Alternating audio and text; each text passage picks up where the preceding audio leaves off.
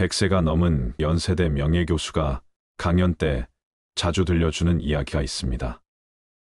99세까지 살아보니 인생에서 가장 행복한 시기는 60에서 75세였습니다. 75세 이후에도 공부와 취미 생활을 하면서 건강할 때까지 일하면 90세까지도 행복한 삶을 유지할 수 있습니다. 이 시대의 참 스승인 교수의 말에 지극히 공감하면서도 노년이 되어서 과연 교수 말처럼 사는 것이 쉬운 일일까 되새겨보게 됩니다. 늙는다는 건 무엇일까? 노화와 관련해 잘 알려져 있으면서도 잘못 전해져 온 것은 늙으면 애가 된다는 말이다. 문학적 표현이나 인문적 해석이 차치하고 과학적으로 늙으면 애가 된다는 말이 사실일까? 이것은 아마도 노인이 감정을 조절하거나 행동을 취하는데 어려움을 겪는 걸 보고 애 같다고 말한 것에서 비롯되지 않았을까 싶다. 노년기에 접어들면 신체 노화를 겪으면서 행동 반경은 물론 인간관계도 줄어들고 매사 소극적으로 대처하게 된다. 이런 것이 사람들 눈에는 마치 다시 어린아이가 된 것처럼 보이는 것이다. 그래서일까요? 흔히 노인이 되면 고집이 세진다고 합니다. 나이가 들면 고집과 아집이 강해지는 경향이 있다. 오랫동안 삶의 경험이 고착화되고 자신만의 성공 패턴으로 자리 잡은 것일 터인데 이것이 타인에게는 너무 강한 자기 주장이 있는 것으로 비춰지기도 하고 고집과 아집이 강한 사람으로 인식된다. 나이가 들수록 정보에는 어둡고 두뇌 활동은 둔해지고 합리적인 사고를 하지 못하여 자신에 집착하여 고집은 더 세워지기 마련이다. 그래서 이를 옹고집이라고 한다. 오늘은 나이 들면 고집이 세지는 이유와 실천 방법 그리고 늙으면 애가 된다는 말의 의미에 대해 말씀드리고자 합니다. 나이 들면 신체적으로, 정서적으로 자신에게 맞는 최적화된 상태로 살아가게 된다고 하는데요. 이해하기 힘든 노인의 고집스런 행동과 경직성은 이러한 정서적 최적화 욕구와 관계가 있습니다. 노화에 따른 신체적 약화와 심리적 변화를 겪는 노인들은 새로운 대상을 접할 때 자신의 생각과 행동이 예전과 다르다는 것을 자각하면서 조심하게 됩니다. 그러다 보면 우울, 적대감 등의 부정적인 정서가 늘어나기 때문에 새로운 경험과 생활 방식을 수용하거나 시도하기를 꺼리는 것입니다. 그렇다면 나이 들수록 스스로 최적화된 상태를 찾아 살아간다는 건 무슨 의미일까요? 먼저 어느 할아버지의 사례로 알려드릴게요. 올해 100세이신 어느 할아버지가 있습니다. 생활하시는 방에는 바닥에 식기와 물건들이 여기저기 널려 있습니다. 이웃 주민이 와서 청소를 해드린다고 해도 극구 거부합니다. 하지만 잘 보면 생존에 필요한 물건들을 가까운 자리에 배치해 최소한의 움직임만으로 사용하도록 해놓았습니다. 방안을 할아버지에게 가장 편안하고 익숙한 환경으로 최적화한 것입니다. 자식들이 함께 살자고 해도 결코 떠나지 않는 50년째 살아온 이 마을과 집안이 할아버지에게는 익숙한 최적의 공간입니다. 예전엔 그렇게 정리정돈과 청소에 부지런을 떨던 부모님이 왜 갈수록 물건들에 펼쳐놓고 어수선하게 사시는지 한 번쯤 의아했던 적이 있을 겁니다. 노인들은 에너지를 아끼며 살아야 하기 때문에 공간이 지저분해지는 걸 감수하고 필요한 물건들을 자기 손에 잘 닿는 곳, 즉 자신이 쓸 수 있는 에너지에 최적화된 거리에 쌓아둡니다. 나름의 배치 규칙이 있는 것입니다. 고령자들은 가능한 최소한의 에너지로 일상을 살아갑니다. 단순히 몸을 움직이는 것만 얘기하는 것이 아니라 뇌의 감각, 소화 기능, 내분비 기능 등 모든 생체 유지 활동에 필요한 에너지를 의미합니다. 필수적인 경유를 제외하고 아낄 수 있는 에너지는 아끼며 살아간다는 말입니다. 최적화를 지향하는 선택은 정서 부분에서도 나타나는데요. 다음은 어느 할머니의 사례입니다. 올해 99세이신 김할머니는 새벽 6시부터 어김없이 빨래를 걷습니다. 할머니의 본격적인 일과는 다림질로 시작됩니다. 한번 다리미를 잡으면 서너 시간은 기본입니다. 최근 많이 쇠약해지신 탓에 걱정인 가족들은 나서서 만류해보지만 할머니는 절대 포기하지 않습니다. 왜 그렇게 다림질에 집착하실까요? 40년 동안 시집살이 동안 한 번도 시어머니에게 혼난 적이 없는 할머니입니다. 가난한 시절 다림질과 삭바느질로 자식들을 대학까지 보냈습니다. 젊은 시절부터 가장 잘하고 인정받는 일이었습니다. 이게 내 직업이에요. 90평생 직업이에요. 100살이 되어도 할 수 있으면 해야죠. 전문가의 말에 따르면 노년기에는 새로운 일과 경험, 지적 만족을 추구하기보다는 정서를 잘 유지하고 조절하고자 하는 욕구가 높아진다고 합니다. 우울, 적대감, 슬픔, 죄의식 등의 부정적인 정서를 최소화하고 행복, 기쁨, 희망, 즐거움 등을 최대화하려는 정서적 최적화의 특성이 두드러집니다.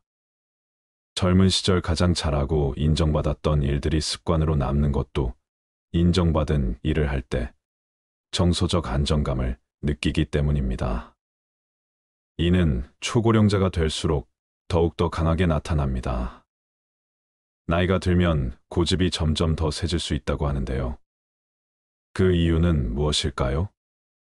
주된 이유는 자기 방어와 시냅스가 줄어들기 때문이다. 자기 방어 즉 나이가 들면 신체도 굳어 이전과 달리 날렵하게 활동하거나 사고하기 어려워지면서 새로운 것들을 꺼릴 수 있다. 또한 나이가 들면 사고가 굳어진데 뇌의 연결망인 시냅스가 줄어들기 때문이다. 이로 인해 새로운 경로들을 만들지 않고 원래 있던 경로만으로 사고하려고 한다. 전문가 말에 따르면 나이가 들수록 자기가 해왔던 것들을 고수하려고 한다며 이전에 생각해왔던 자신의 신념, 가치를 따르려다 보니 고집이 세질 수밖에 없는 것이라고 한다.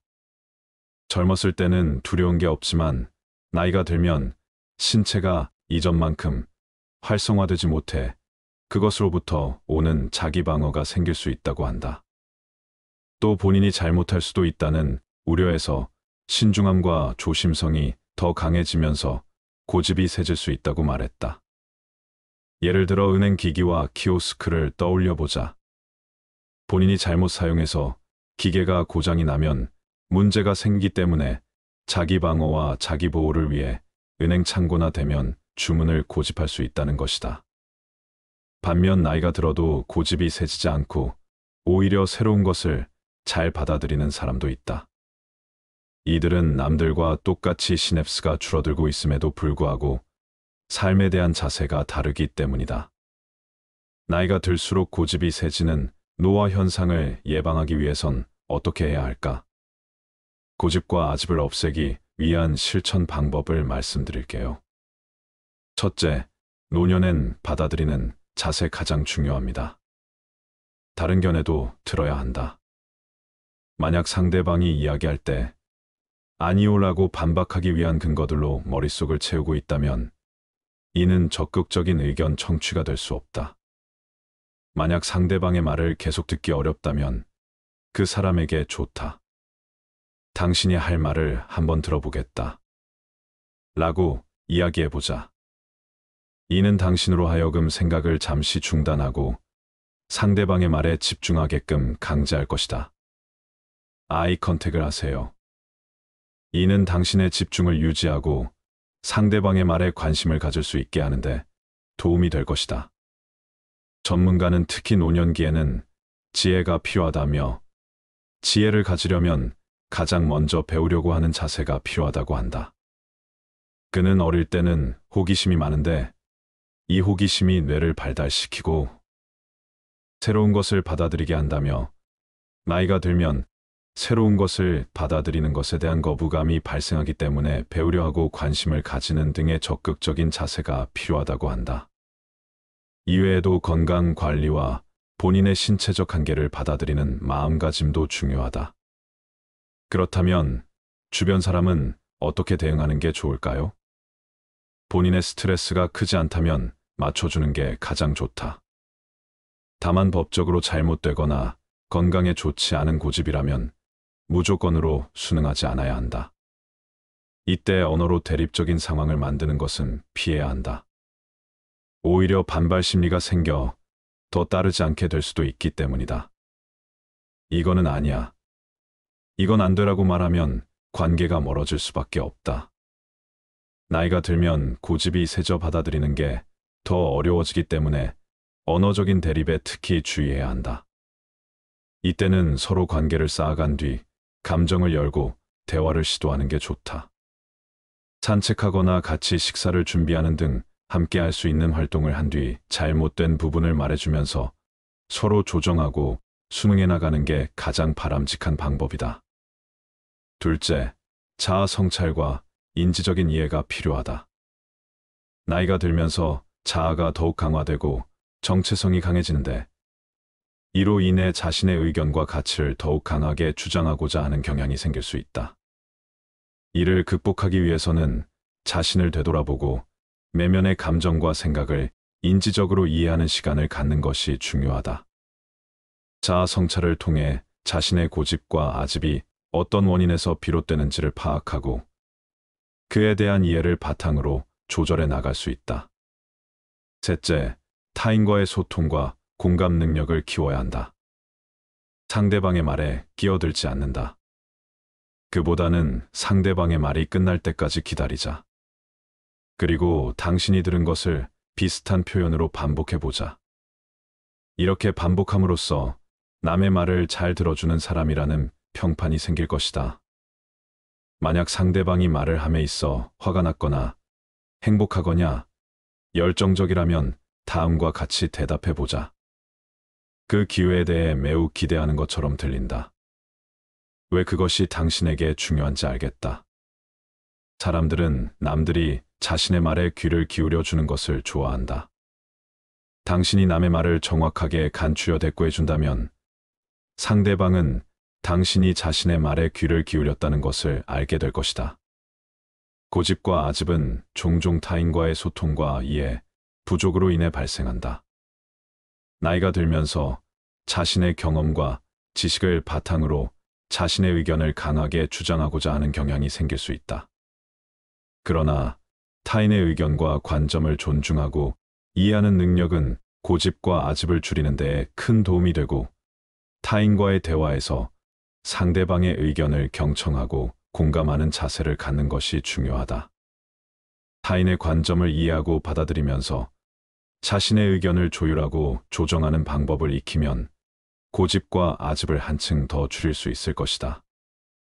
넷째, 유연성과 적응력을 발전시켜야 한다. 나이가 들면서 변화에 대한 저항이 생길 수 있다. 고정된 생각과 방식에 고집을 부리는 경향이 있어 새로운 아이디어나 변화에 적응하기 어려울 수 있다. 이를 극복하기 위해서는 유연성과 적응력을 키우는 자신만의 노력이 반드시 필요하다. 새로운 상황에 대해 개방적인 태도를 가지고 적극적으로 변화에 도전하며 자신의 생각과 행동을 조정하는 능력을 키워야 한다. 유연한 사고와 적응력을 발전시키면 고집과 아집을 줄이고 새로운 시도와 경험에 더욱 열려있는 자세를 갖출 수 있다. 다섯째, 자기 성장과 배움에 대한 태도를 가지는 것도 매우 중요하다. 나이가 들면서 자신의 경험과 지식에 너무 집착하여 새로운 학습과 성장에 대한 열린 태도를 잃을 수 있다. 하지만 우리는 평생 학습자로서 성장해야 한다. 새로운 지식과 기술을 습득하고 다양한 경험을 통해 자기를 발전시키는 것은 고집과 아집을 줄이는 데에 큰 도움이 된다.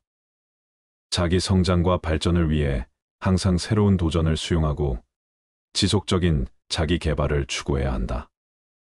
나이 들면 타인과의 소통과 공감 능력, 자기 성장과 발전에 대한 태도를 가지는 것이 중요하다. 이러한 실천 방법들을 통해 우리는 나이가 들어도 고집과 아집을 줄이고 더 나은 사람으로 성장할 수 있을 것이다. 다음은 늙으면 애가 된다는 말의 의미에 대해 말씀드리고자 합니다. 노화와 관련해 잘 알려져 있으면서도 잘못 전해져 온 것은 늙으면 애가 된다는 말이다. 이 말은 일부 노인들이 감정을 조절하거나 행동을 취하는데 어려움을 겪는 걸 보고 이렇게 말한 데서 비롯되지 않았을까 싶다. 노년기에 접어들면 신체 노화를 겪으면서 행동 반경은 물론 인간관계도 줄어들고 매사 소극적으로 대처하게 된다. 이런 것이 사람들 눈에는 마치 다시 어린아이가 된 것처럼 보이는 것이다. 그러나 노인이 되면 몸이 쇠약해지고 기억력이 감퇴할 뿐 창조력이 감퇴하는 것은 아니다. 과거 전 문화부 장관은 80대 후반의 나이에도 끊임없이 책을 집필하였고 백수를 넘긴 나이에도 강연과 저술활동을 해나가고 있다. 노인이 되어 육체는 쇠약해지더라도 뭔가를 창조해내는 능력은 죽는 순간까지 성장을 멈추지 않는다. 산 정상에 다다르면 내리막길이 나타나는 것처럼 인간의 생로병사도 마찬가지다. 흥미롭게도 산 정상에 해당하는 장년기를 중심으로 그 이전과 이후를 비교해보면 장년기에서 멀어진 정도만큼 서로가 닮아 있다. 유아기는 노년기 후반과 학년기는 노년기와 10대 초반은 중년기와 청년기는 장년기와 흡사한 면을 발견하게 된다. 인간 삶의 여정을 단계별로 들여다보면 노년기가 되면서 직면하게 되는 육체적 정신적 변화를 깊이 이해할 수 있다. 이해의 폭이 넓어지면 그만큼 노년의 준비도 쉬워질 것이다. 삶의 여정은 영아기, 유아기, 학년기, 청소년기를 지나 장년기, 중년기를 거쳐 노년기가 오고 마지막으로 삶을 마감하게 된다. 한국인의 평균 수명이 82세 정도가 된다고 하니 중간 나이는 41세가 된다.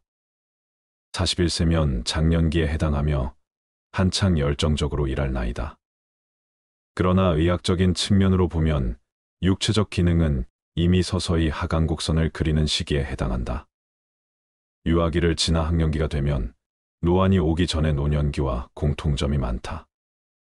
학년기 어린아이가 육체적으로 연약하고 생활의 활동 반경이 좁은 것처럼 노년기의 어르신도 마찬가지다. 이 시기에는 보호자의 적절한 관찰과 도움이 필요하다. 10대 청소년기가 오면 4050대 중년기와 다르면서도 비슷한 현상을 겪게 되는데 바로 사춘기와 갱년기다. 친구들과 만나 수다가 늘고 감정의 기복을 심하게 겪는다.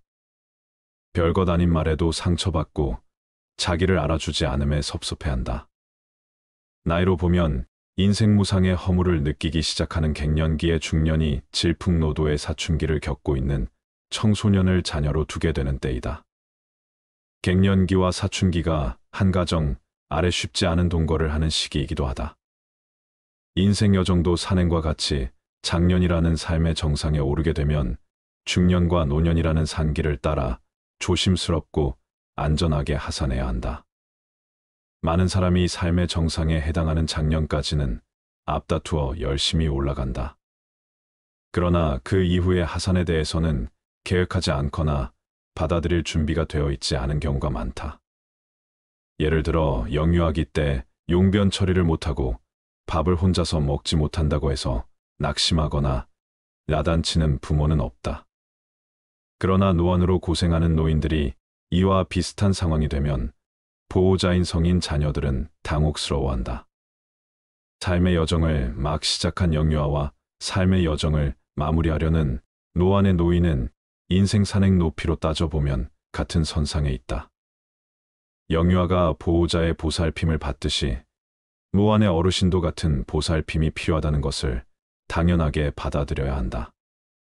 또 다른 예를 학년기의 어린아이들에게서 찾아볼 수가 있다. 학년기가 되었는데도 어린이집이나 초등학교에 가지 않고 집에만 머무는 아이들은 없다. 이에 반해 학년기의 어린아이들과 인생 산행 높이가 비슷한 어르신 중에 집에만 머무는 분들이 많다. 특별히 만나는 친구도 없이 하루 대부분의 여가 시간을 TV를 보며 시간을 보낸다면 안전하고 재미있게 인생 여정을 하산하는 것과는 거리가 멀다. 어르신들이 노인 여가 시설을 잘 모르는 것은 학령기 아이들이 스스로 학교를 찾아가지 못하는 것과 비슷하다. 그런데도 성인 자녀들은 학령기 본인 자녀의 학업을 위해서는 적극적으로 어린이집과 학교를 알아보면서도 막상 부모의 문화와 여가 생활을 살피는데 소극적이 되는 경우가 많다. 학령기 자녀의 학업을 살피듯 노년기 부모의 취미와 건강을 잘 살펴볼 필요가 있다. 특히 사회적 교류가 없이 집에서 주로 시간을 보내는 부모라면 더욱 그러하다. 고립된 생활 습관은 영양 부족, 운동 부족, 소통 부족, 그리고 삶에 대한 의욕 상실로 이어지고 궁극적으로 건강도 나빠진다. 삶의 정상에 다다랐다가 어떻게든 내려오겠지 하고 안일하게 대처하는 것은 지혜로운 노후 대책이 아니다. 중년을 넘어서면 학령기와 청년기에 오르던 기억을 더듬어 그 길로 다시 내려와야 한다. 산 정상에 오르고 나면 안전한 하산이 중요하듯 삶의 여정도 계획된 노년기가 마련되어야 삶이 아름다워진다. 우리 삶을 방해하는 두 가지 요소가 있다. 하나는 어느 것도 끝내지 않는 것이요. 다른 하나는 어느 것도 시작하지 않는 것이다. 남을 부러워하거나 질투하지 마라. 경계하지도 마라. 오로지 최상의 자신을 만들어가는 것에만 몰두하라.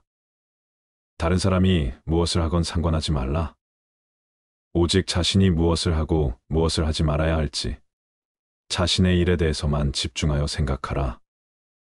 스스로의 마음을 다스려 온전히 한 곳으로 집중할 수 있다면 그 어떤 일이든 모두 해결할 수 있다. 남을 위해서가 아니라 너 자신의 행복을 위해 선을 베풀어라. 신의 지혜를 선물로 받아라. 내 눈과 마음을 새롭게 하여 선을 베푸는 그 자체에서 기쁨을 누리는 가장 행복한 사람이 되라.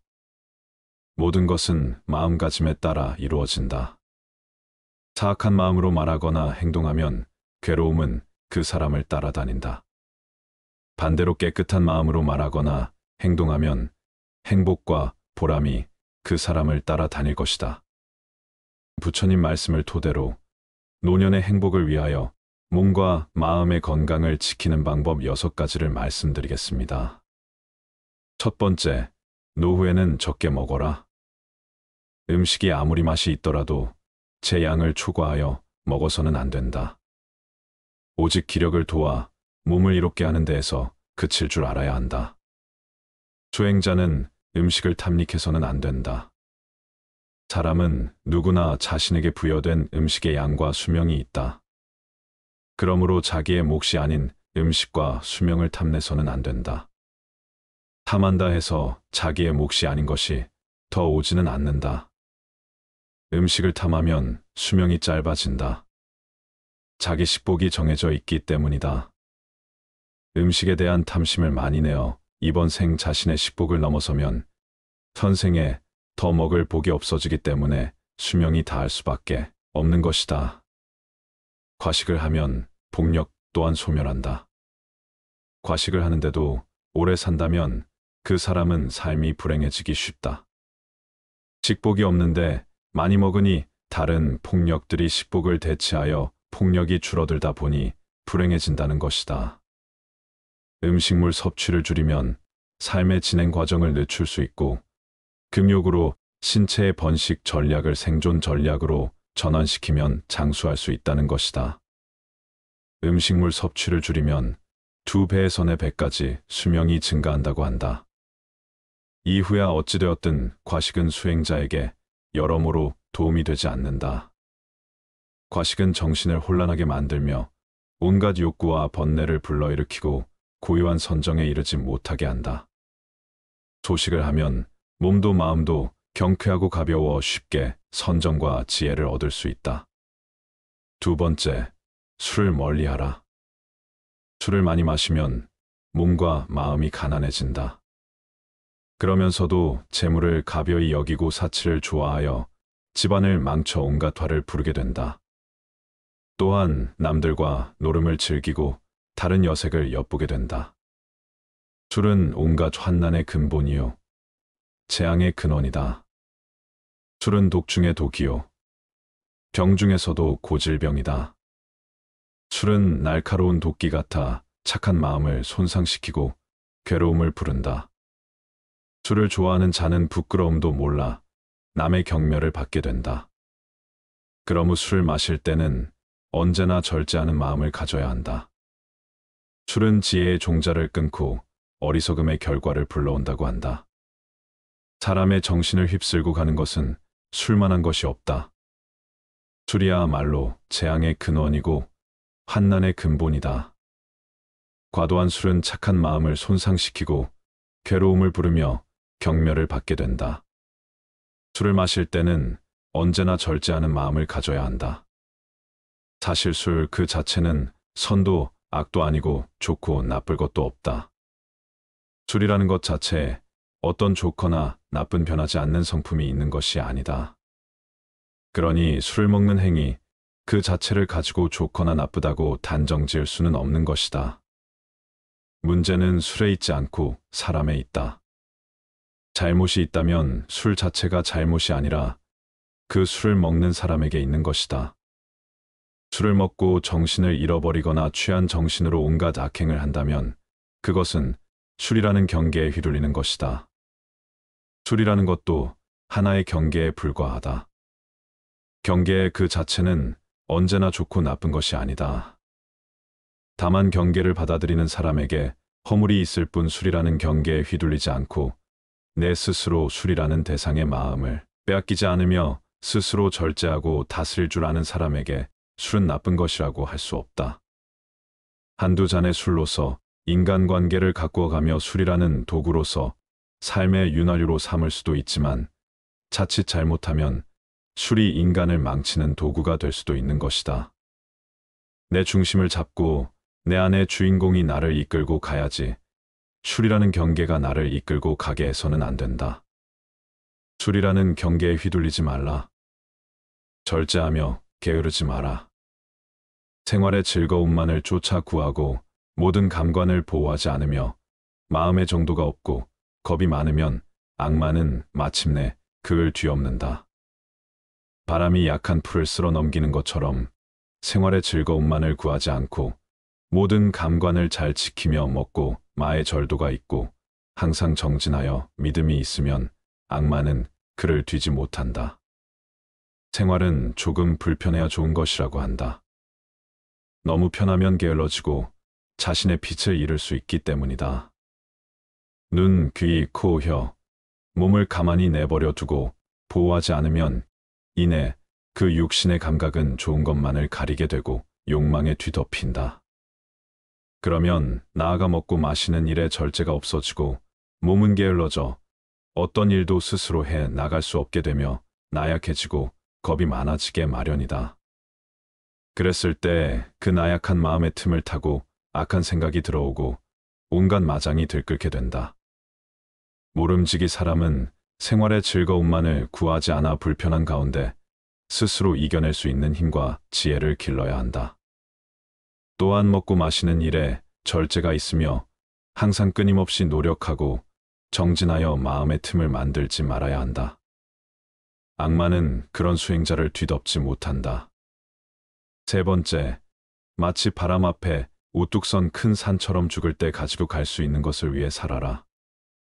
아무리 건강한 몸이라도 질병에 시달리게 마련이며 젊음도 늙음으로 돌아가고 어떠한 목숨이라도 죽음 앞에 무너지게 마련이니 영원한 것은 자비로운 마음으로 정법을 닦는 것이다. 그러면 임종에 이르러 후회하지 않게 될 것이고 임종에 이르러 후회하지 않으면 집착이 없어 좋은 곳에 날 것이다.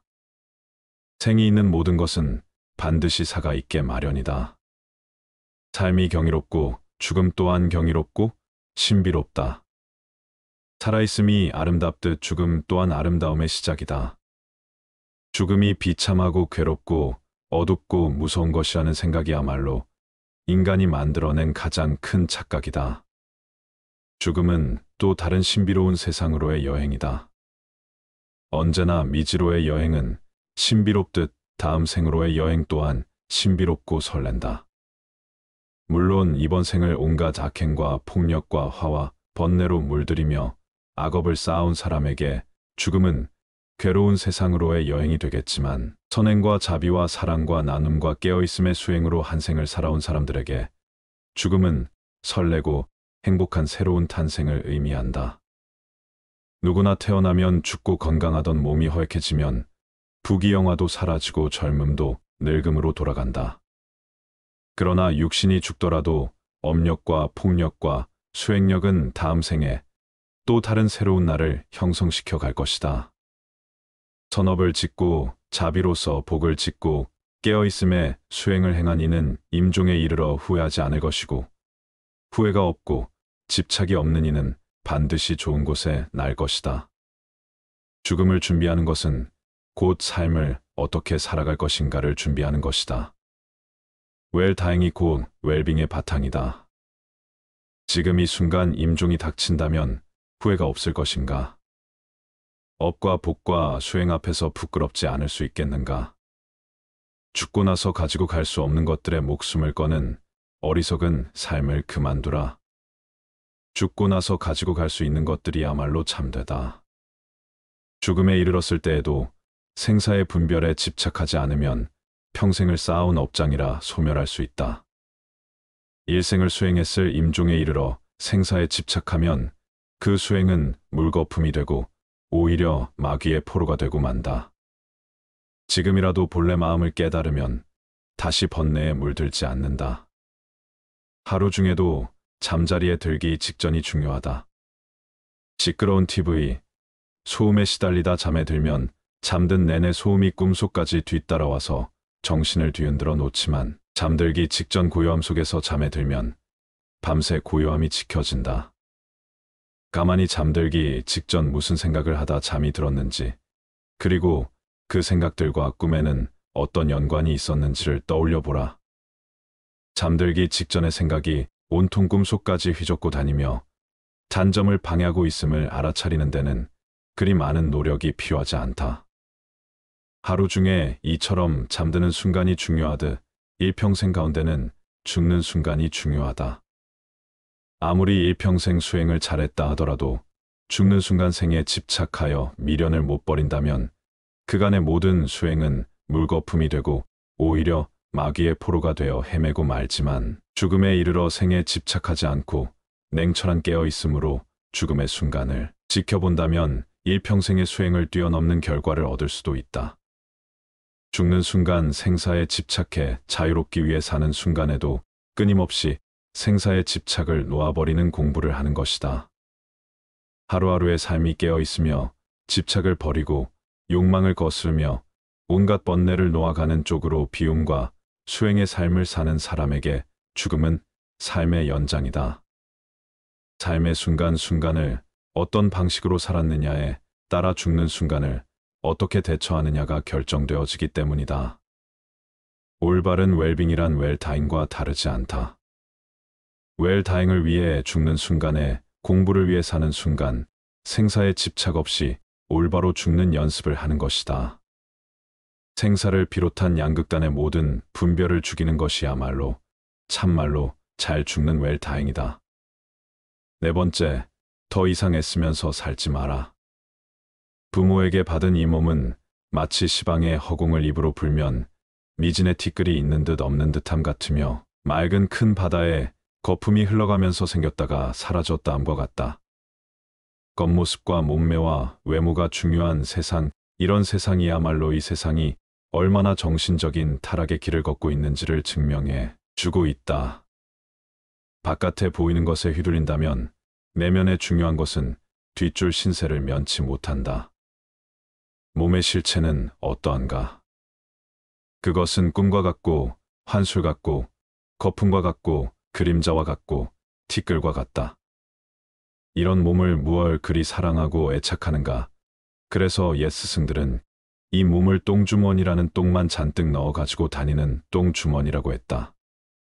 똥주머니를 위해 무얼 그리 치장하고 내세우며 어여삐 여기는가? 몸 안에 온갖 내장이 기관들 똥오줌을 다 끄집어내 보면 얼마나 더럽고 흉측한 것인가? 그걸 다만 이 하얀 살결에 포장한 것에 지나지 않을 뿐이다. 잘결에 포장한 것을 조금 잘했다고 예쁘다 하고 못했다고 못났다고 차별할 일이 무엇인가? 모두가 한낮 뜬 구름과 같고 바다에 뜬 거품과 같으며 꿈과 같고 그림자와 같은 것일 뿐이다. 다만 마음이 중요한 것이다. 몸을 중요시 여기는 그 마음이 우리 몸을 더욱 더럽히고 욕되게 만든다. 몸에 얽매이고 집착할수록 정신은 공허하게 총기를 잃고 만다. 그러니 몸 형상 모습 생김새를 탓하지 말고 또 얽매이지도 말자. 몸을 이제 그만 놔둬라. 5번째, 부모님을 잘 섬기고 부모님께 효도하라. 부모님 공경이 곧 부처님 공경이다. 부모님은 나를 낳아서 나로 하여금 도를 배우게 하심으로 모든 남자는 나의 아버지이며 모든 여인은 나의 어머니로 알아라. 이제 깨달음을 얻는 것은 다 부모님의 은혜이니 사람이 도를 배우고자 하면 먼저 효도로 정진하지 않으면 안 된다. 부모님의 은혜는 부처님의 은혜와 동등하고 부모님을 섬기는 데서 오는 과보는 불보살님을 섬기는 데서 오는 과보와 동등하다. 부모님께 효도를 베푼다면 이 세상의 모든 선행의 으뜸이 된다. 부모님이야말로 지금의 나를 개 한 뿌리이며 근원적인 인연이기에 부모님이나 부부 자식처럼 나와 가까운 인연은 곧 내 안에 업이 투영된 관계라고 볼 수 있다. 그들 속에서 나를 볼 수 있어야 한다. 그들과 나와의 관계는 곧 내 안의 업을 녹이는 공부이고 나 자신을 성장시켜가는 마음, 공부의 생생한 현장이다. 업장 소멸에 열린 장이 바로 가족이며 부모다. 그렇기에 부모에 대한 효도야말로 우주적인 순리를 따르는 수행이 자비의 시작이다. 부모님과의 관계가 바르지 못하다면 그 첫 단추가 사회생활의 모든 단추를 흐트러지게 만든다. 가족과의 관계, 그 기초 위에서 모든 타인들과의 인연이 성숙되어 가는 것이다. 특히 효도는 모든 자비와 지혜의 첫 단추와 같다. 그래서 부모님을 공경하는 것은 곧 부처님을 공경하는 것과 같다고 하는 것이다. 부모님처럼 가장 가까운 인연을 소중하게 간직할 수 있어야 한다. 가장 가까운 인연이야말로 내 업의 나눔이니 부모님과의 관계가 껄끄럽고 아름답지 못하다면 그것은 부모님과의 닦아야 할 업이 많은 연유이다. 부모님을 잘 섬기고 부모님께 효도하라. 그것이 업장 소멸에 매우 빠른 길이고 모든 공덕이 그로 인해 시작된다. 어리석은 범부들은 나를 나라고 보아 나에 집착한다. 그러나 필경에는 나도 없고 내 것도 없나니 나를 비우고 내 것이라는 생각도 비워야 한다.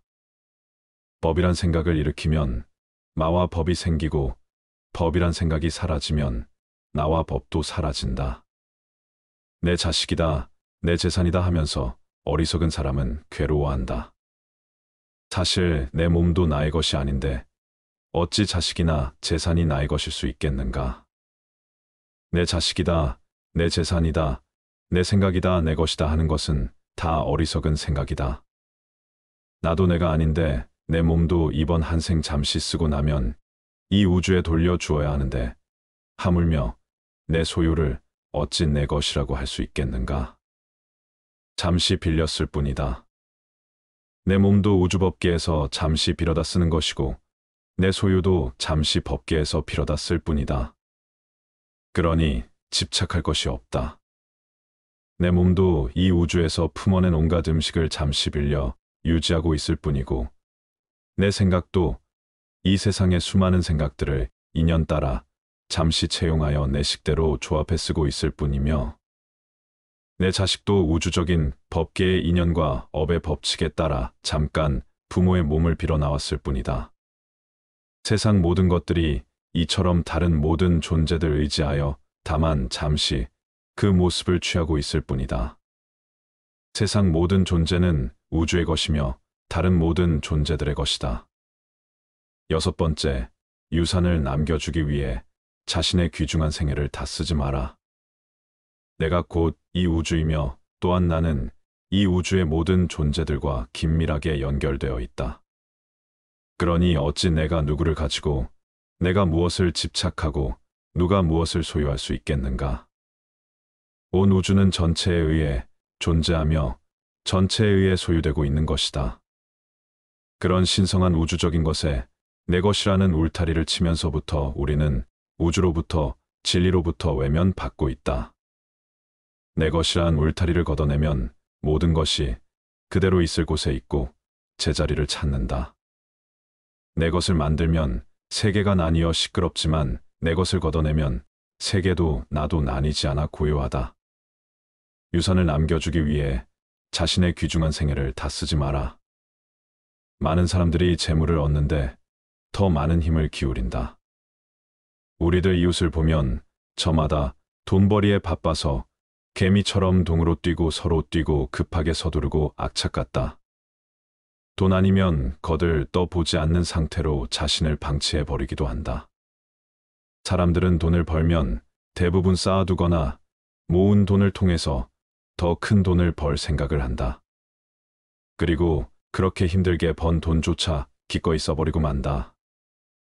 다행히 어떤 사람이 생애를 무사히 마칠 때까지 별탈 없이 돈을 엄청나게 벌었다 치자 그동안 그가 땀을 쓴 보람으로 남은 것은 단지 황금 덩어리일 뿐 이제 귀중한 세월은 다 써버리고 말았다. 남은 그 황금 덩어리를 남에게 물려줄 일만 남은 것이다.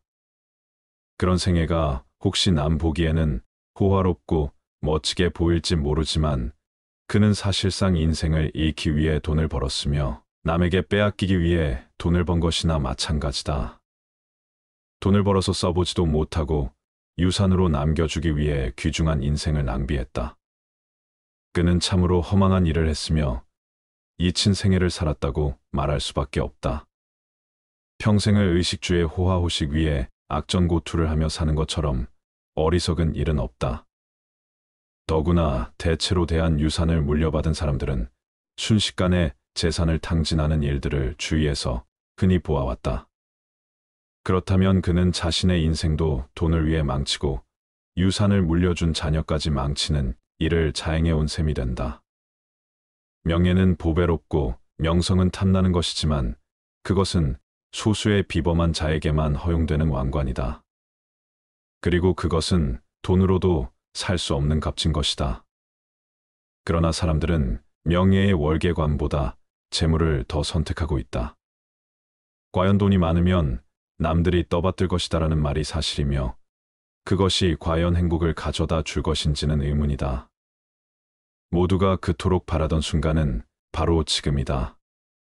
비록 100년을 살지라도 마음이 어리석다면 고요한 마음으로 하루를 사는 것만 못하다.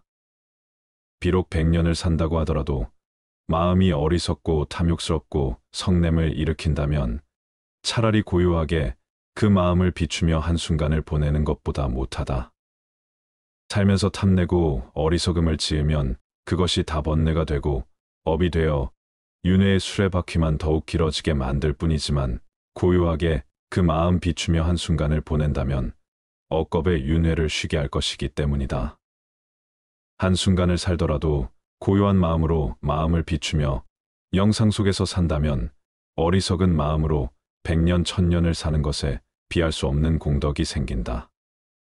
어리석은 세월은 날이 갈수록 업장만 늘리게 되지만 고요한 한순간의 명상은 업을 소멸하고 지혜를 움트게 한다. 시간이란 환상일 뿐이다. 아무리 오랜 시간일지라도 단 한순간의 평화와 맞바꿀 수 없다. 지금은 바쁘고 정신이 없으니 나중에 기도하겠다는 사람, 지금은 삶이 버거우니 노후가 되어 조용할 때 수행하겠다는 사람, 지금은 돈이 많지 않으니 훗날 돈을 많이 벌게 되면 그때 가서 보시하겠다는 사람, 그들은 100년 1000년보다도 더 소중한 지금 이 순간이라는 인생의 클라이막스를 놓치고 있는 것이다. 지금 행하지 않으면 더 이상 시간은 없다. 지금까지 우리는 100년 1000년을 뒤로 미루며 지금까지 오지 않았는가. 그렇게 찾아오던 최상의 때는 바로 지금이며 최고의 장소는 바로 여기이다. 수행에서는 한순간도 버릴 것이 없다. 한순간이라도 마음을 고요히 하고 비추어 보라. 찬란한 지금 이 순간을. 부처님 말씀을 토대로 노년의 행복을 위하여 몸과 마음의 건강을 지키는 방법을 말씀드렸습니다. 우리는 살며 나이를 먹어갑니다. 어릴 때부터 어른이 되기 위해 배워야 할 것들을 배우고 경험을 통해 성숙해가며 세상을 더 잘 이해하게 됩니다. 그러나 나이를 먹으며 우리는 얻어야 할 것뿐만 아니라 버려야 할 것도 생각해야 합니다. 나이를 먹어가며 얻어야 할 것뿐만 아니라 버려야 할 것에도 집중하는 것은 더 풍요로운, 행복하고 만족스러운 삶을 살기 위한 핵심입니다. 과거의 짐을 버리고 긍정적인 관점을 채택하며 관계를 중요시하고 배우며 발전하며 감사하며 충실하면 나이가 들어도 우리는 풍요로운 삶을 즐길 수 있을 것입니다. 이것이 나이를 먹어가며 얻어야 할 것과 버려야 할 것에 집중해야 하는 이유입니다. 오늘은 인생 후반기 삶이 심플해지기 위해서는 어떤 습관을 버려야 할지 알려드리겠습니다. 인생 후반기 사물에 대한 집착을 버리고 주변을 정리하면 말끔한 기분의 일상생활이 더 자유로운 기분으로 하루하루를 행복하게 살아갈 수 있을 것입니다. 우리의 행복은 물질로 채워지는 것이 아니라 정신적 평안과 안정에 있기 때문입니다. 은퇴를 하고 인생 후반기에는 이런 불필요한 것들 버리기를 실천해서 좀 더 삶을 가볍고 여유로운 마음으로 살아갈 필요가 있습니다. 불필요한 것을 버리는 생활이란 단지 물건을 버리는 것만이 아니고 살아가면서 자신의 몸에 배어버린 안 좋은 습관들을 하나씩 버려 없애는 의미도 포함됩니다. 먼저 과거의 무거운 짐을 버려야 합니다. 나이가 들면서 우리는 과거의 경험과 기억을 더 많이 갖게 됩니다. 이것은 양면성을 지닌 것입니다. 어떤 경험은 우리에게 지혜와 성숙함을 가르쳐 줍니다. 그러나 불행히도 어떤 사람들은 과거의 실수나 상처를 너무 오래 기억하고 끌어올려 자신을 괴롭히는 경향이 있습니다. 나이가 들면서 우리는 이러한 무거운 짐을 버리고 더 나은 미래를 위해 나아가야 합니다. 두 번째로 불필요한 스트레스와 걱정을 버려야 합니다. 나이가 들면서 스트레스와 걱정은 더욱 해로울 수 있습니다. 미래에 대한 불안, 건강 문제, 경제적 문제 등 다양한 이유로 우리는 스트레스를 받게 됩니다. 그러나 스트레스와 걱정은 우리의 건강을 해칠 수 있으며 행복을 방해할 수 있습니다. 나이가 들면서는 불필요한 스트레스와 걱정을 버리고 현재의 순간을 즐기기 위해 노력해야 합니다. 세 번째는 바로 선입견입니다. 어릴 때는 몰라서 이럴 거야 하고 착각하고 오해하는 경우가 많고 나이가 들면서는 이랬으니 이렇겠지 하고 편견을 갖게 되는 경우가 많습니다. 어릴 때는 내가 잘 모르고 어리석다는 것을 감추고 싶어서 그랬던 것 같고 나이가 들어서는 미지의 것에 대한 호기심을 잃어버려서 그랬던 것 같습니다. 시간이 지나 여러 가지 일들을 경험하고 그런 경험으로 인해 지혜가 생기는 것은 좋은 일이지만 반대로 선입견이라는 것이 생겨버리기도 합니다. 그래서 아직 해보지 않은 일에 대해, 아직 읽어보지 않은 책에 대해, 보지 않은 영화에 대해, 아직 제대로 만나보지 않은 사람에 대해 제대로 알아보려 하지 않고 눈 돌리지 않았는지, 귀를 닫고 이야기를 듣지 않았던 것은 아니었는지, 마음을 열고 생각을 기울여 주었는지 본인에게 물어봐야 합니다. 모르면서 아는 척하는 것이 꼴볼견인 것만큼 선입견으로 미리 이럴 거야 하고 판단해버리는 것도 꼴볼견입니다. 물론 해보고 읽어보고 만나보고 들어보고 그 다음에 판단을 내리는 것은 괜찮습니다. 인생을 살면서 쓸데없다고까지는 할 수 없어도 그다지 꼭 필요하지 않은 것들에 너무 많은 시간과 물질 에너지를 낭비하고 살고 있다는 생각이 들 때가 있습니다. 우선 큰 집과 자동차 집안을 꽉 채우고 있는 수많은 가구나 옷, 기타 각종 물건들과 그리고 온갖 사람들과의 관계 때문에 생기는 행사나 만남들, 이로 인한 형식적 체면 치레 때문에 많은 시간과 돈을 쓰게 됩니다. 나이가 들면서 우리는 지금까지의 삶에 감사하고 충실해야 합니다. 우리의 경험과 노력에 대한 감사의 마음을 가지고 더 나은 미래를 향해 나아가야 합니다. 또한 가족과 친구들에 대한 감사의 마음을 표현하고 나누는 것도 중요합니다. 나이를 먹어가며 얻어야 할 것뿐만 아니라 버려야 할 것에도 집중하는 것은 더 풍요로운 행복하고 만족스러운 삶을 살기 위한 핵심입니다. 긍정적인 관점을 채택하며 관계를 중요시하고 배우며 발전하며 감사하며 충실하면 나이가 들어도 우리는 풍요로운 삶을 즐길 수 있을 것입니다. 이것이 나이를 먹어가며 얻어야 할 것과 버려야 할 것에 집중해야 하는 이유입니다. 나이가 들면 들수록 물건의 사용 여부와 상관없이 버리지 못하고 모아두는 습관이 생깁니다. 여러 원인이 있지만 인지기능 저하가 주요 원인으로 꼽힙니다. 사람은 나이가 들면 서서히 인지 기능이 떨어지는데 실제 저장강박증이 있는 자도 젊은 층보다는 노인에게서 많다고 합니다. 오래된 신문 잡지책 옷을 버리지 못하는 것에서부터 심하면 실내가 쓰레기로 가득 찬 상태로 내버려 두기도 합니다.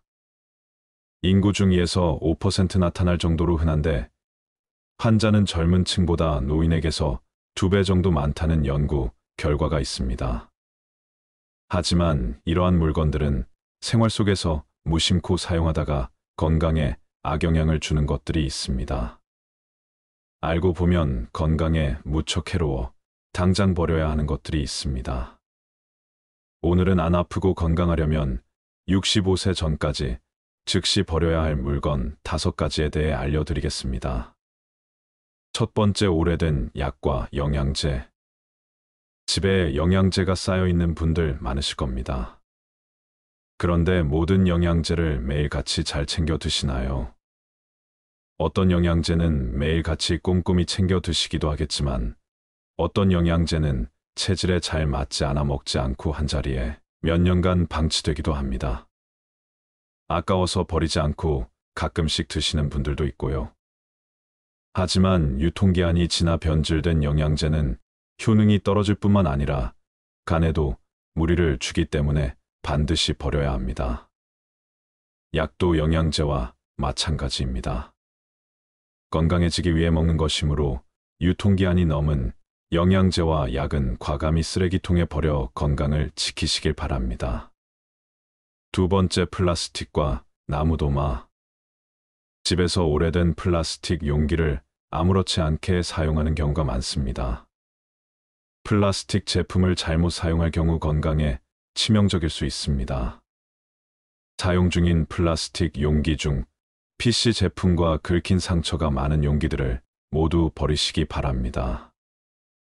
이러한 용기들은 가열할 때 유독 가스를 방출하는 물질인 비스페놀 A로 제조되었을 가능성이 매우 높습니다.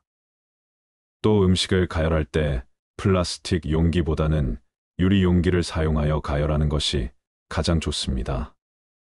그리고 매일 우리는 집에서 도마를 사용해 음식을 만들어 먹습니다. 칼질 많이 한 플라스틱과 나무로 된 도마에 당연히 시간이 지날수록 흠집이 많아집니다. 수많은 틈 사이에는 박테리아나 곰팡이가 서식하기에 좋아 사용 후에는 반드시 도마를 깨끗이 닦아 통풍이 잘 되는 곳에 잘 말려줘야 합니다. 음식은 우리의 입을 통해 몸 안으로 들어가므로 위생적인 조리도구를 이용하는 것이 무엇보다 중요합니다. 세균과 곰팡이는 면역력을 떨어뜨리고 염증을 일으키기에 반드시 도마를 깨끗하게 유지하고 자주 바꿔 주도록 하세요. 요즘은 스테인리스 도마도 있다고 하니 균이 번식하기 어려운 도마를 사용해 보는 것도 좋을 것 같습니다. 세 번째, 낡고 다른 운동화. 운동화를 한번 사면 몇 년을 계속 신게 되는데 오래된 운동화는 굽이 달라 충격 흡수율이 매우 낮습니다. 또한 신발은 걸음걸이에 따라 뒷부분이 많이 마모되게 합니다. 그런데 마모가 된 신발을 계속 신는다면 어떻게 될까요? 특히 운동할 때 신는 운동화의 뒷부분은 체중이 실리면서 몸의 충격이 흡수되는 곳이므로 마모가 되면 새로운 신발을 신어줘야 합니다. 운도의 밑창이 다르면 뛰고 걸을 때마다 완충되는 곳이 없어 발바닥과 무릎과 허리가 그 충격을 그대로 흡수해 관절과 척추에 손상을 주게 되어 무릎, 통증과 허리, 디스크 등의 발병률을 높이게 됩니다. 아무리 마음에 드는 운동화라도 밑창에 마모된 곳이 있으면 꼭 교체하여 무릎과 허리가 다치지 않도록 예방하시기 바랍니다. 네 번째, 오래 써서 다른 칫솔. 매일 최소 하루 3번 치아를 닦아주는 칫솔은 세균이 번식하기 참 쉬운 물건입니다. 더군다나 입안 닦기 때문에 각질층이 없는 점막에 바로 세균이 침투하기 쉬워 각별히 깨끗하게 관리해야 합니다. 입안에 상처가 있다면 바로 혈관을 통해 세균이 우리 온몸을 헤집고 돌아다니게 되므로 반드시 칫솔 관리 위생을 지켜주셔야 합니다. 칫솔에 세균이 번식하는 것을 막으려면 일주일에 한 번 물을 묻혀 전자레인지 1분간 돌려주면 된다고 합니다. 생각보다 간단하죠. 평소에는 통풍이 잘 되는 곳에 놔둬 물이 빨리 마르게 해주시고 칫솔모가 벌어진 칫솔을 이용해 치아를 닦아주면 치해 제거가 되지 않으므로 최소 2~3개월마다 교체해 주어야 합니다. 다섯 번째, 오래된 화장품. 유통기한이 지났어도 아깝다며 화장품을 계속 바른 적이 있으신가요? 기초 화장품은 얼굴 전체에 매일 발라야 해서 그럴 일이 드물겠지만 색조 화장품은 기초 화장품에 비해 적은 부위에 바르고 기초 화장품만큼 빨리 닳지도 않아 몇 년 동안 사용하는 분들이 많은 것 같습니다. 하지만 색조 화장품도 기초 화장품과 마찬가지로 피부에 바로 닿는 물질이므로 반드시 유통기한을 지켜서 사용해야 합니다. 화장품은 사용하지 않는 동안 이 생물의 번식과 함께 오염될 수 있습니다. 특히 오래된 화장품은 세균, 곰팡이, 곤충 등의 미생물이 번식할 수 있는 환경입니다. 또한 일부 화장품에는 환경 호르몬이 포함되어 있을 수 있으며 장기적으로 건강에 해를 끼칠 수 있습니다. 특히 립스틱과 마스카라는 입과 눈의 점막에 바로 흡수될 수 있어 세균이 침투하기 쉬워 반드시 유통기한을 지켜야 한다고 합니다. 립스틱과 마스카라는 개봉 후 6개월까지 유통기한이라고 하니 참고하세요. 사용하지 않는 화장품은 즉시 버리는 것이 좋고 사용 중인 화장품은 꼭 유통기한을 체크하여 적절한 시기에 교체하세요. 우리의 건강은 우리가 책임져야 할 소중한 자산이므로 건강한 삶을 위해 행동에 옮겨 보시기 바랍니다. 지금까지 실제로 열심히 사고 모아두었지만 살다 보면 많은 것들이 그다지 쓸모가 없는 것들이라는 것을 알게 됩니다.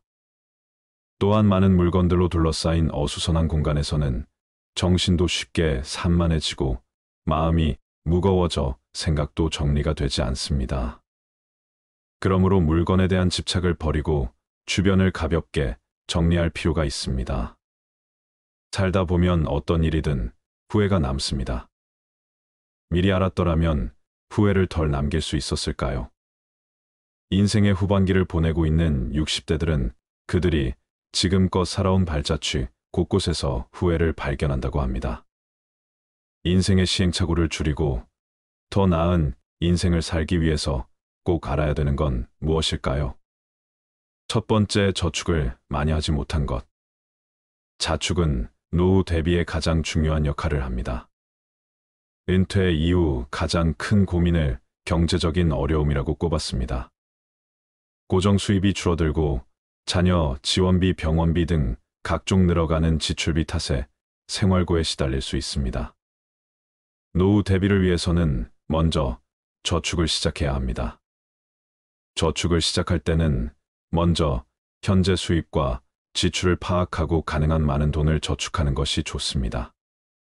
젊은 나이에 저축을 하지 않으면 은퇴 이후 큰 고난을 겪게 될 수 있습니다. 두 번째, 배우자에게 잘하지 못한 것.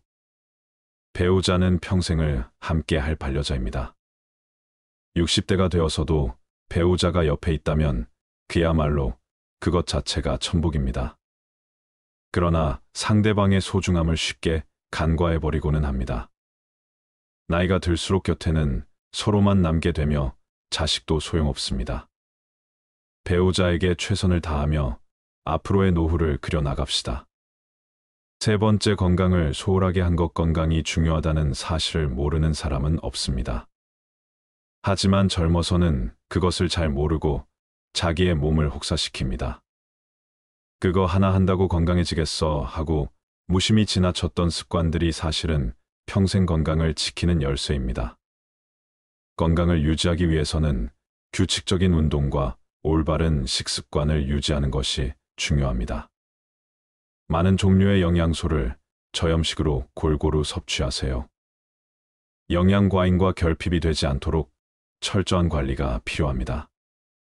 그 중에서도 특히 치아 관리를 잘해야 합니다. 치아는 하루아침에 좋아지지 않기 때문입니다.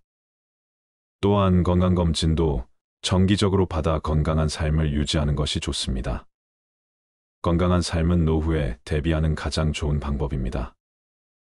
오래 사는 것이 기본인 시대에 우리는 유병장수보다는 무병장수로 가야 합니다. 네 번째, 자식과 대화를 많이 하지 못한 것. 자식들과 평소에 대화를 많이 하지 않았다면 노년의 소중한 친구 하나를 잃는 셈입니다. 늙고 병들면 자식들에게 의지하게 됩니다. 자식과 친밀한 관계를 유지해야 후회 없는 자식 농사를 했다고 느낄 수 있을 것입니다. 뿐만 아니라 자식과 건강한 유대감을 형성하는 것은 노년의 정신적 안정감에도 도움을 줍니다. 자녀들과 진정으로 소통하지 못했다면 노년이 불행할 것입니다. 다섯 번째, 노년을 함께 할 친구를 못 만든 것. 배우자 다음으로 친구가 가장 큰 자산입니다.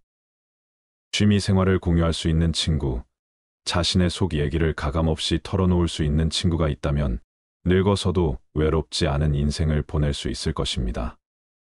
자식들은 바쁘다고 얼굴 보기가 어려울 것입니다. 만일 평생을 함께 할 친구가 없다면 노년은 무척 외롭고 쓸쓸할 것입니다. 여섯 번째, 평생 할 수 있는 취미. 만들지 못한 것 취미라고 해서 골프 등과 같이 돈이 많이 들어가는 것일 필요는 없습니다. 등산과 가벼운 산책, 독서, 음악 감상 등과 같이 큰 돈이 필요 없는 것들도 많습니다. 취미를 갖게 된다면 평생 지루하지 않은 활력 있는 삶을 보낼 수 있을 것입니다. 또한 취미를 부부와 함께 하는 것이 가장 좋습니다. 친구들과 어울려 친목을 도모할 수 있는 취미 생활도 추천합니다. 나이와 건강에 맞는 취미를 개발하는 것은 아주 중요한 노후의 요건임에는 틀림없습니다. 일곱 번째, 배움을 멈춘 것. 60대 공부하는 것은 지난 삶이 바빠서 하지 못한 공부를 하거나 여생에 필요한 지식을 습득하는 경우도 있고 또 단순히 시간을 보내는 한가로운 독서도 있습니다. 하지 못했던 배움을 한다는 것은 아주 소중한 시간입니다. 요즘에는 70대 이상의 노인들도 컴퓨터를 배우고 새로운 도전에 나서고 있습니다. 평생 공부하고 배우는 일을 멈춰서는 안 됩니다. 배우려는 열정이 있다면 인생이 모작도 가능하다고 전문가들은 조언합니다. 여덟 번째, 일기를 쓰고 기록을 남기지 못한 것. 은퇴한 나에 생각해보면 자신이 살아온 인생의 험하고 덧없이 느껴질 때도 있습니다. 그럴 때 평생 자신이 걸어온 발자취를 돌아보고 정리하는 것이 필요합니다. 그렇게 하기 위해서는 젊어서부터 기록을 남기는 습관이 필요합니다. 일기를 매일 쓰라고 말하는 것은 아닙니다. 다만 틈틈이 기록하고 사진 등을 남겨놓으면 나중에 자신의 삶을 정리하는 데 도움이 될 것입니다. 아홉 번째, 연금과 보험을 들지 못한 것. 노년기에는 뜻하지 않게 먹더니 들어가는 경우가 많습니다. 대부분 건강과 관련된 비용입니다. 60년대생들이나 그 이전에 태어난 사람들에게는 노후 준비에 대한 접근, 방식이 현대의 젊은 세대와는 다르게 해야 한다는 건데 노후 준비 시간이 상대적으로 적다는 점을 감안하여 고령자를 위한 특화된 투자 상품을 찾아볼 필요가 있습니다. 예를 들어 안정적인 수익률을 제공하는 연금, 상품이나 투자 상품 등을 활용할 수 있습니다. 또한 투자에 대한 전문적인 조언을 받기 위해 금융 전문가의 도움을 청하는 것도 좋은 방법입니다. 노후 준비는 재무적인 준비뿐만 아니라 건강 상태를 유지하는 것도 중요합니다. 이는 의료비 부담을 줄이는데 도움이 될 뿐만 아니라 더 나은 삶의 질을 유지하는 데도 기여합니다.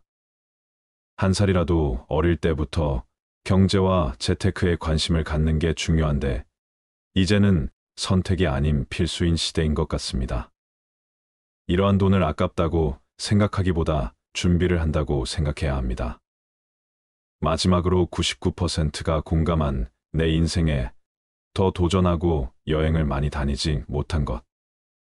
그때 했어야 했는데 그때 그 시절에 나만이 할 수 있었던 일이나 도전이 있었을 것입니다.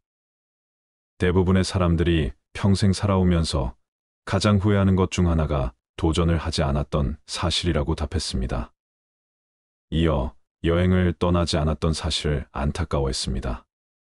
자식 키우고 회사 일을 하느라 여유가 없었을 것입니다.